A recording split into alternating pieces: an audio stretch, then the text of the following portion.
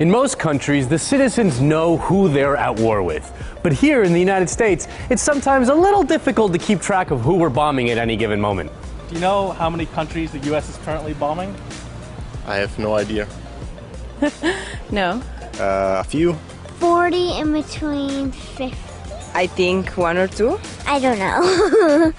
My favorite color is purple. In fact, we're currently bombing 7 different countries. Now, let's start with the easy one. If you've been watching the presidential debates, you know that ISIS is a major concern to our candidates. ISIS. ISIS. ISIS. ISIS. ISIS. You brag that you have sexually assaulted women. ISIS. ISIS is located in Iraq and Syria, so we're dropping bombs on both those countries. Syria is a real humanitarian catastrophe where literally half of the country's 22 million people have been either killed or displaced. The Syrian war is a complicated clusterfuck with at least 4 different factions fighting each other. Our goals there are to knock out ISIS, but also to knock out the Syrian dictator Bashar al-Assad, but they're fighting each other, so sometimes it's a little difficult to know who's bombing whom. The fact that we're bombing Iraq should come as no surprise. As The Onion points out, we've been bombing them off and on for about 25 years now. The other country that shouldn't come as too much of a surprise is Afghanistan. We invaded them way back in 2001 in response to the 9/11 attacks. We've been fighting there for 15 years now, and there's no end in sight. It is officially the longest war in American history. And as part of our war in Afghanistan, we're also bombing Pakistan. That's because sometimes the Taliban and Al-Qaeda hide out in the northern part of that country along the Afghan border.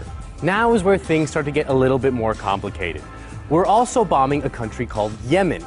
Now, the war in Yemen is incredibly complex, but basically, we're conducting our own drone strikes there to target Al-Qaeda camps, but we're also supporting Saudi Arabia's larger attack on a group of rebels known as the Houthis. To be clear, the situation in Yemen is also a massive humanitarian disaster.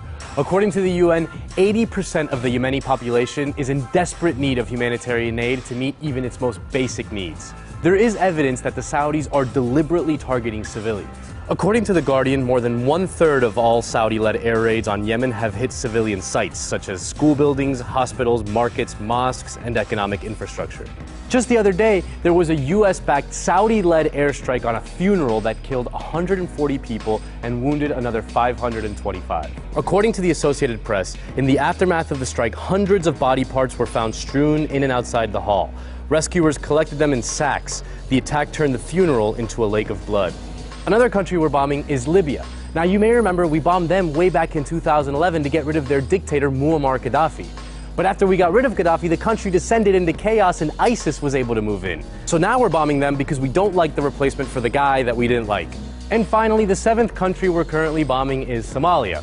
Back in March, an American drone killed 150 people there.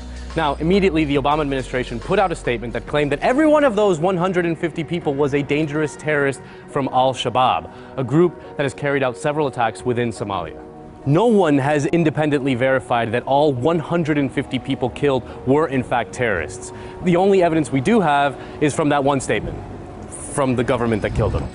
And that brings up another important point. Who exactly does the U.S. government consider an enemy combatant in the endless global war on terror? The New York Times reports that the Obama administration considers all military-age males in a strike zone as combatants, unless there is explicit intelligence posthumously proving them innocent. Well, that's convenient. Any dude standing near a place where we decide to bomb is an enemy of the United States.